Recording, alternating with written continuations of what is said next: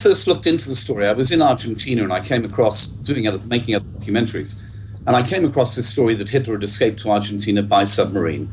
And I thought, this is ridiculous. So I'm going to do a silly film about Hitler escaping on a submarine. And then I started to look into the story. And if you go back and look at the contemporaneous reporting at the time, Stalin said that he'd escaped to Spain or Argentina.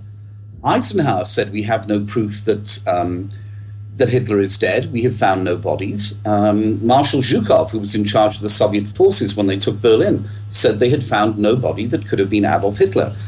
The BBC reporter, Thomas Cadet, who was actually embedded with the Soviet troops, I don't think they called it embedded in those days, but he was with the Soviet troops when they took the bunker, saw that the Russians had been given a number of very poor doubles of what they thought were just poor doubles of Hitler, but not of Hitler himself.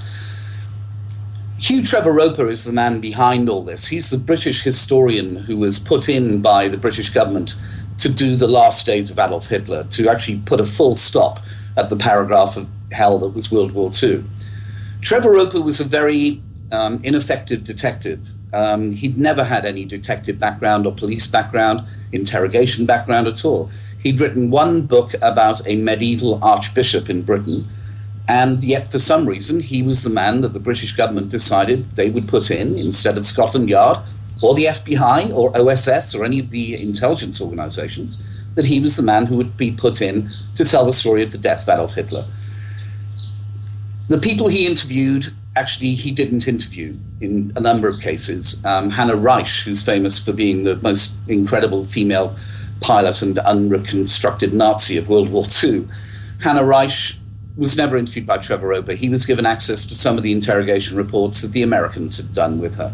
Von Bülow, who was the Luftwaffe adjutant in the bunker, said after the war that every time he read what he had told Trevor Roper, he used to laugh because they were all lies. There were no bodies found. There's no forensic evidence to the death of Adolf Hitler or his then girlfriend Eva Braun in the bunker in 1945.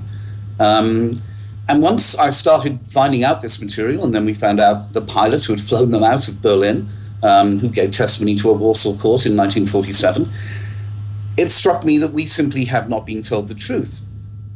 Then in the Argentine side, we found numerous witnesses who had all seen Adolf Hitler and his wife after the war, all living in Patagonia in southern Argentina.